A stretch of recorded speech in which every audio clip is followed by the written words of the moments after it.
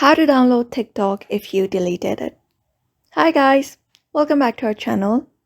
In today's video, we are going to learn how we can download the TikTok if we have deleted it. So if you have deleted the TikTok and it is not more available, these are the options you can easily apply up. But if you have just normally deleted, you can directly head over to your preferred app store, for example, in your Android device Play Store. Once you are here, go to the search bar and search for TikTok here. You can type in TikTok in the search bar. Hit that search and you'll be finding the results. So after that, go ahead and tap on that and you'll be finding an install option. Just go ahead and hit the install and it should be downloaded onto your device. Otherwise, we also have another option available.